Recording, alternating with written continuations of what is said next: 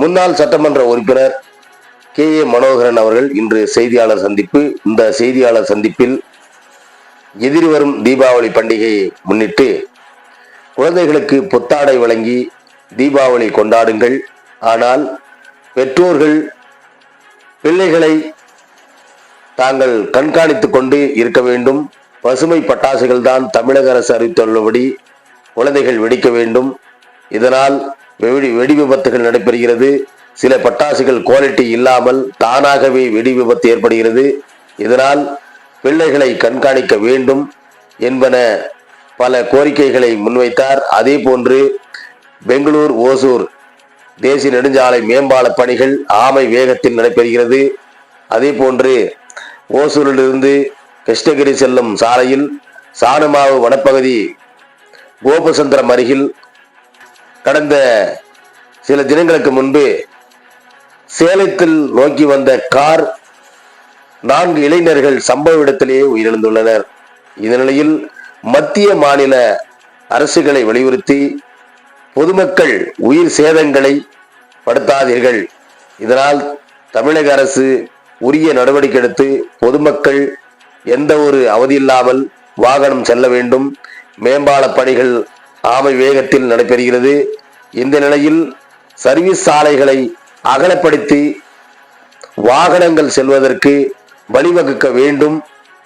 தவறும் பட்சத்தில் இது போன்ற செயல்களில் ஈடுபடாவிட்டால் தாங்கள் ஒன்றிணைந்து ஒரு ஆர்ப்பாட்டத்தை நடத்தப் போவதாக பேட்டியில் தெரிவித்தார் என்பது குறிப்பிடத்தக்கது. இந்த சுகாதார வசதிகள் செய்வதற்கான தொழிலாளர்கள் இந்த மாநகராட்சியில இன்னும் ஏற்பாடு செய்யவில்லை. ஏற்பாடு செய்திருக்கிறவர்கள் எல்லாம் கூட சொல்ல போனால் அந்த தொழிலாளர்களுடைய சம்பளத்தையே சுரண்டுகிற ஒரு கூட்டம்தான் இங்கு இருக்கிறது. ஆகவே அதை இந்த அரசு நல்ல கவனத்தில் எடுத்து இப்போ வந்திருக்கக்கூடிய கமிஷனர் அவர்கள், ஆணையாளர் அவர்கள் அரசுக்கு தெரியப்படுத்தி இது பெரிய தொகுதி, பெரிய மாநகராட்சி, அதற்கான வசதிகளை செய்ய வேண்டும் என்று இந்த நேரத்தில் நான் கேட்டுக்கொள்கிறேன். அதே நேரத்தில் மக்களுக்கு ஒரு விண்ணப்பம், பட்டாசுகளை வெடிக்கும் பொழுது அரசு சொன்ன வகையிலே செய்ய வேண்டும். குழந்தைகளை பட்டாசுகளில் வைத்து வேடிக்கை பார்க்கக்கூடாது. பல்வேறு விபத்துகள் ஏற்படுகின்றன. அரசு பல்வேறு முன்னுதாரணங்களையும் இதாக இருக்க சொல்லி, எச்சரிக்கையாக இருக்க சொல்லி எல்லாம் சொல்லுகிறார்கள். ஆகவே அதையும் கண்மம் எடுத்துக்கொண்டு இந்த நெரிசலான இந்த நேரத்திலே கொஞ்சம் நம்முடைய காவல்துறை ஒரு கவனத்தை எடுக்க வேண்டும். நம்முடைய நெடுஞ்சாலைத்துறை நகாய் கடந்த 2 ஆண்டுகளாக ஒரு பாலத்தை செய்து கொண்டே இருக்கிறார்கள். கடந்த வாரத்திலே 2 மரணம் அடைந்தார்கள். அதனுடைய ஒரு வேலை செய்கின்ற நேரத்திலே அதற்கான பாதுகாப்பு செய்யப்பட வேண்டும் என்ற திட்டம் இருக்கிறது அரசிலே. ஆனால் அதை எதுவும் அவர்கள் கடைபிடிக்காமல் அந்த இடத்திலே வேலை செய்கிறார்களா, வேலை செய்யவில்லையா என்று தெரியாத வகையிலே இந்த பாதுகாப்பற்ற நிலை இருக்கிறது. காமந்தொட்டி பக்கத்தில் இருக்கக்கூடிய பணி, அது ஏன் நத்தை விட மிகவும் மோசமாக வேலை செய்து கொண்டிருக்கின்றால் அதுக்கு காரணகர்த்தா யார் என்று கேட்கும் பொழுது மக்கள் மத்தியிலே அதனுடைய அதிகாரிகள் வேண்டுமென்றே இந்த மாதிரி ஒரு சூழ்நிலையை ஏற்படுத்துகிறார்கள் என்று சொல்கிறார்கள். அது எந்த அளவிலே உண்மை என்று எங்களுக்கு தெரியாது. அதையும் அரசு கவனத்தில் எடுத்துக்கொண்டு தமிழக அரசுக்கு கெட்ட பெயர் ஏற்படுத்த வேண்டும் என்று மத்திய அரசுடைய செயல்பாடுகள் இருக்கிறதா என்றும் நாம் இதில் எடுத்துக்க வேண்டும்.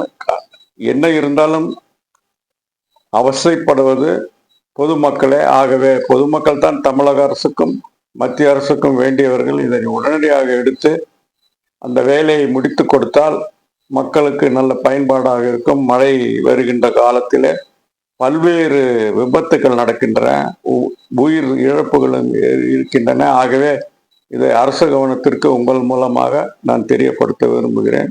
வணக்கம், நன்றி. தொடர்ந்து இந்த பேரண்டப்பள்ளி வனப்பகுதியில பாத்தீங்கன்னா தொடர்ந்து விபத்து நடந்துட்டே இருக்குது. வாகனங்கள் நெரிச்சல் அதே மாதிரி இருக்குது. அந்த மேம்பாலம் நடக்கக்கூடிய பகுதியில் பார்த்தீங்கன்னா குறுகல பாதை இருக்குது. ஒரு வண்டி பழுதடைஞ்சுன்னா அந்த வண்டி வந்து பழுதான வண்டியை வந்து அதை சீர் செஞ்சு பக்கத்துல போடுறதில்ல, அதை அங்கேயே விட்டுறாங்க.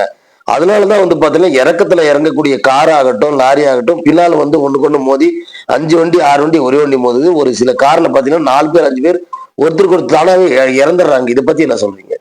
அதாவது அதுதான் அந்த அந்த துறையினுடைய அதிகாரிகள் ஒரு அதனுடைய என்ன செய்தால் நிவாரணம் பக்கத்திலே ஏகப்பட்ட இடம் இருக்குது.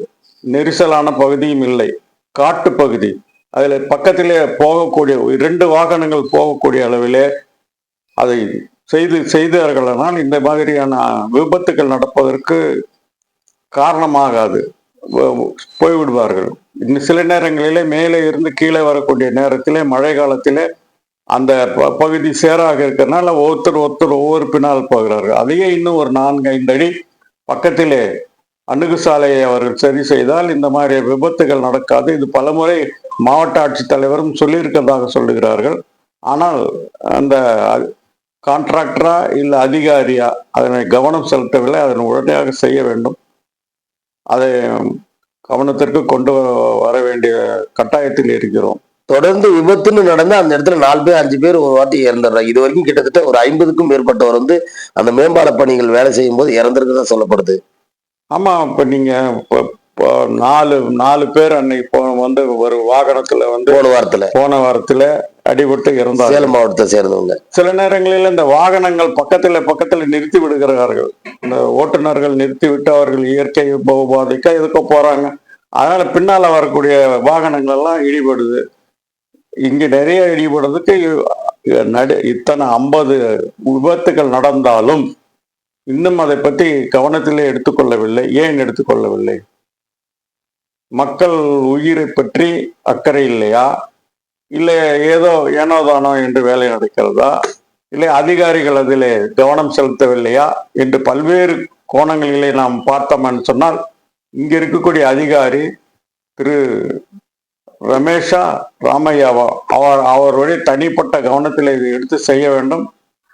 அதை உடனடியாக செய்யவில்லை என்று சொன்னால் வேறு விதமான போராட்டங்களை அரசு அதிகாரிகள் சந்திக்க வேண்டியிருக்கும் என்று மக்கள் சார்பில் நான் தெரிவித்துக் கொள்கிறேன்.